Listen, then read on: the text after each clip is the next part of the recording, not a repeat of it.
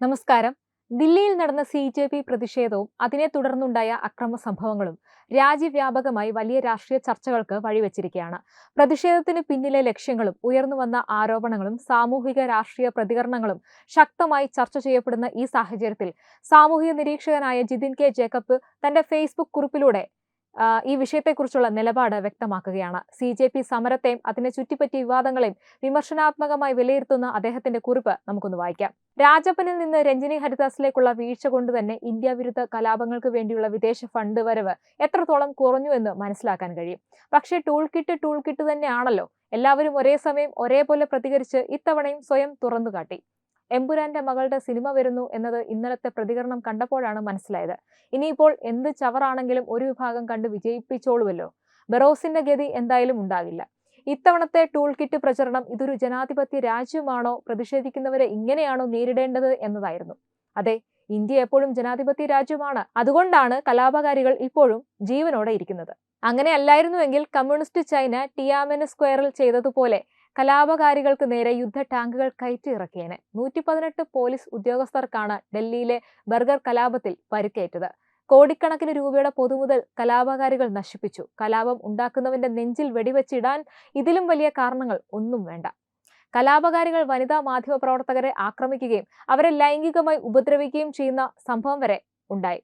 കലാപത്തെ പിന്തുണയ്ക്കുന്ന കേരള മാപ്രകൾ അത് റിപ്പോർട്ട് ചെയ്യുമെന്ന് ഞാൻ കരുതുന്നില്ല.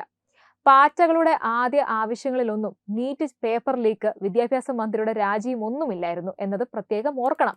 അവർ ആദ്യം മുന്നോട്ട് വെച്ച ആവശ്യങ്ങൾ ഇവയായിരുന്നു: ജഡ്ജിമാർക്ക് വിരമിച്ച ശേഷം സർക്കാർ രാഷ്ട്രീയ നിയമനങ്ങൾ നൽകുന്നത് അവസാനിപ്പിക്കുക, വോട്ടർ പട്ടികയിലെ ക്രമക്കേടുകൾ തടയുക, വോട്ടർമാരുടെ അവകാശം സംരക്ഷിക്കുക, തൊഴിലില്ലായ്മ സംബന്ധിച്ച ഉത്തരവാദിത്വവും സുതാര്യതയും ഉറപ്പാക്കുക, ആവിഷ്കാര സ്വാതന്ത്ര്യം വിമർശന സ്വാതന്ത്ര്യവും സംരക്ഷിക്കുക, RTI റൈറ്റ് ടു ഇൻഫർമേഷൻ നിയമം കൂടുതൽ ശക്തമാക്കുക, ഭരണത്തിലെ സുതാര്യത വർദ്ധിപ്പിക്കുക.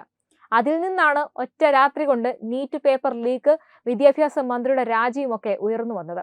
അതായത് സംഘടന ഉണ്ടായപ്പോൾ പറഞ്ഞ ലക്ഷ്യങ്ങളൊക്കെ അവർ തന്നെ വിഴുങ്ങി. CAA നിയമത്തിന്റെ പേരിൽ ഉണ്ടാക്കിയ കലാപം പോലെ മറ്റൊരു കലാപം ആക്കി മാറ്റുകയാണ് അവർ, അല്ലെങ്കിൽ അവരെ വിലക്കെടുത്തവർ ചെയ്തത്. എന്നിട്ട് കലാപം ഉണ്ടായിട്ട് എന്ത് നേടി?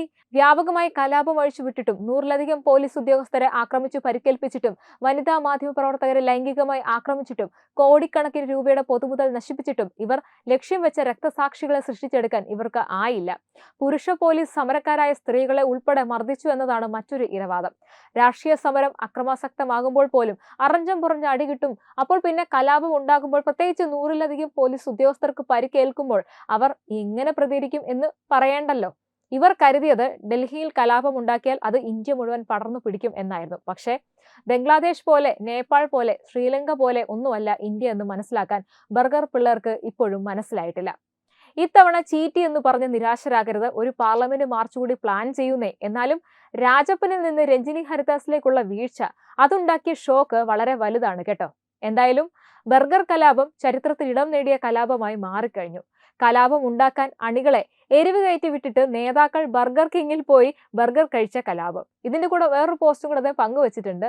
അതിങ്ങനെയാണ്: ലോകത്തെ എല്ലാ തീവ്രവാദി ആക്രമണങ്ങളെയും വെളുപ്പിക്കുന്നവരോടൊപ്പം ഇന്ത്യയിലെ എല്ലാ കലാപങ്ങൾക്കും പിന്തുണ നൽകുന്ന മാപ്രകളോടും ഒരു അഭ്യർത്ഥനയുണ്ട്. ഹമാസ് തീവ്രവാദികൾ ഒക്ടോബർ 7-ന് ഇസ്രായേലിൽ കയറി സ്ത്രീകളെ ബലാത്സംഗം ചെയ്തു കൊന്നതിനെ സ്വാതന്ത്ര്യ സമര പോരാട്ടമായി വെളുപ്പിച്ചതുപോലെ ഡൽഹിയിലെ ബർഗർ കലാപത്തിനിടെ വനിതാ മാധ്യമ പ്രവർത്തകരെ ആക്രമിക്കുകയും ലൈംഗികമായി ഉപദ്രവിക്കുകയും ചെയ്തതിനെ കൂടി ഒന്ന് വെളുപ്പിക്കണം. അല്ലെങ്കിൽ ഇത്രയും വെള്ളം കോരി ഇതൊക്കെ വെറുതെ ആയി പോകും. ഇങ്ങനെയാണ് ആ പോസ്റ്റ് അവസാനിക്കുന്നത്. എന്തായാലും കഴിഞ്ഞ ദിവസങ്ങളിൽ അരങ്ങേറിയ അക്രമാസക്തമായ പ്രതിഷേധങ്ങളും പ്രധാനമന്ത്രിയുടെ ഔദ്യോഗിക വസതിയിലേക്ക് നടത്തിയ മാർച്ചും തുടർന്ന് നേതാക്കളെ പോലീസ് കസ്റ്റഡിയിലെത്തിയ സംഭവങ്ങളും ഒക്കെ രാജ്യത്ത് വലിയ രാഷ്ട്രീയ വിവാദത്തിന് വഴിവെച്ചിരിക്കുകയാണ്. CJP അക്രമവുമായി ബന്ധപ്പെട്ട് പാർലമെന്റ് സ്ട്രീറ്റ്, കൊണാട്ട് പ്ലേസ്, മറ്റ് പോലീസ് സ്റ്റേഷനുകൾ എന്നിവിടങ്ങളിൽ 6 കേസുകളാണ് ഇതുവരെ രജിസ്റ്റർ ചെയ്തിട്ടുള്ളത്. പലതിലും ഭാരതീയ ന്യായ സംഹിത, ആയുധ നിയമം, പൊതുസ്വത്തിന് നാശനഷ്ടം തടയൽ നിയമം എന്നിവയുടെ ഒന്നിലധികം വകുപ്പുകൾ ചുമത്തിയിട്ടുണ്ട്. കൊണാട്ട് പ്ലേസിലെ റീഗൽ സിനിമയ്ക്ക് സമീപം നടന്ന അക്രമവും കല്ലേറുമായി ബന്ധപ്പെട്ട് എഫ്ഐആർ രജിസ്റ്റർ ചെയ്തിട്ടുണ്ട്. നിയമവിരുദ്ധമായി സംഘം ചേരൽ, പാർലമെന്റ് സമ്മേളനത്തിനിടെ അനധികൃതമായി ഡ്രോൺ പറത്തൽ, അക്രമത്തിന് പിന്നിലെ ഗൂഢാലോചന എന്നിവയുമായി ബന്ധപ്പെട്ടും പ്രത്യേകം കേസുകളുണ്ടെന്ന് പോലീസ് വൃത്തങ്ങൾ പറഞ്ഞു. എഫ്ഐആർ പ്രകാരം പ്രതികൾ നിയമവിരുദ്ധമായി സംഘം ചേർന്നു, പൊതുക്രമം തടസ്സപ്പെടുത്തി, സർക്കാർ ഉദ്യോഗസ്ഥരുടെ ചുമതലകൾ നിർവഹിക്കുന്നതിൽ നിന്ന് തടഞ്ഞു, അക്രമത്തിൽ ഏർപ്പെട്ടു, പൊതുസ്വത്തിന് നാശനഷ്ടം വരുത്തി, പ്രതിഷേധത്തിനിടെ മാധ്യമപ്രവർത്തകരെ കയ്യേറ്റം ചെയ്തു, പ്രതിഷേധക്കാർ പോലീസ് ഉദ്യോഗസ്ഥർക്ക് നേരെ കല്ലെറിഞ്ഞു, പ്രദേശത്ത് വിന്യസിച്ചിരിക്കുന്ന നിരവധി പോലീസ് വാഹനങ്ങൾക്ക് കേടുപാടുകൾ വരുത്തി തുടങ്ങി ഒട്ടേറെ കുറ്റങ്ങൾ ഇവർക്കെതിരെ ചാർത്തും. അക്രമത്തിൽ ഉൾപ്പെട്ടവരെ തിരിച്ചറിയാൻ അന്വേഷണ ഉദ്യോഗസ്ഥർ CCTV ദൃശ്യങ്ങൾ, ഡ്രോൺ ദൃശ്യങ്ങൾ, മൊബൈൽ ഫോൺ വീഡിയോകൾ, മറ്റ് ഇലക്ട്രോണിക് തെളിവുകൾ എന്നിവ പരിശോധിച്ച് വരികയാണ്. അന്വേഷണത്തിന്റെ ഭാഗമായിട്ട് സോഷ്യൽ മീഡിയ ഉള്ളടക്കവും മറ്റ് ഡിജിറ്റൽ പ്ലാറ്റ്ഫോമുകളിലെ മെറ്റീരിയലുകളും അവർ വിശകലനം ചെയ്യുന്നുണ്ടെന്ന് പോലീസ് വിന്യാസം അറിയിച്ചിരിക്കുകയാണ്. പൊതുസ്വത്തിന് നാശനഷ്ടം തടയൽ എന്ന നിയമത്തിലെ വ്യവസ്ഥകളും എഫ്ഐആറിൽ ഉൾപ്പെടുത്തിയിട്ടുണ്ട്. എഫ്ഐആർ പ്രകാരം പ്രതികൾ നിയമവിരുദ്ധമായി സംഘം ചേർന്നു, പൊതുക്രമം തടസ്സപ്പെടുത്തി, സർക്കാർ ഉദ്യോഗസ്ഥരുടെ ചുമതലകൾ നിർവഹിക്കുന്നതിൽ നിന്ന് തടഞ്ഞു തുടങ്ങി അങ്ങനെ നിരവധി ഈ അക്രമത്തിന് പിന്നിലെ ഗൂഢാലോചനയുമായി ബന്ധപ്പെട്ടും എഫ്ഐആർ രജിസ്റ്റർ ചെയ്തതായിട്ട് അന്വേഷണ ഉദ്യോഗസ്ഥർ അവകാശപ്പെട്ടിരിക്കുകയാണ്. ദൃശ്യങ്ങളുടെ ആധികാരികത പരിശോധിച്ചു വരികയാണെന്നും ബാധകമായ ഡ്രോൺ ചട്ടങ്ങളുടെ ലംഘനങ്ങൾ പരിശോധിക്കുകയാണെന്നും ദില്ലി പോലീസ് നേരത്തെ പറഞ്ഞിരുന്നു. ഇതിനിടെയാണ് സാമൂഹ്യ നിരീക്ഷകനായ ജിതിൻ കെ ജേക്കബിന്റെ ഫേസ്ബുക്ക് കുറിപ്പും ഇപ്പോൾ വലിയ ചർച്ചകൾക്ക് വഴിവെച്ചിരിക്കുന്നത്.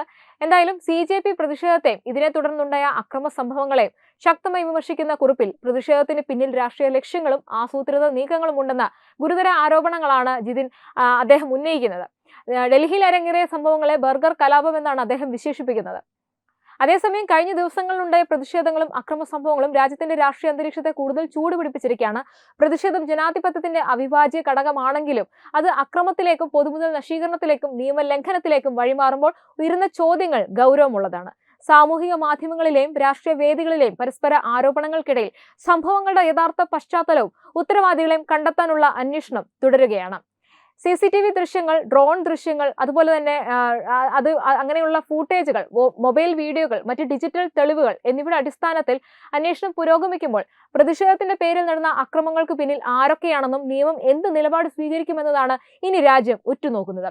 ജിതിൻ കെ ജേക്കബിന്റെ ഫേസ്ബുക്ക് കുറിപ്പ് സമൂഹ മാധ്യമങ്ങളിൽ വലിയ ചർച്ചകൾക്ക് തുടക്കമിട്ടിരിക്കുകയാണ്.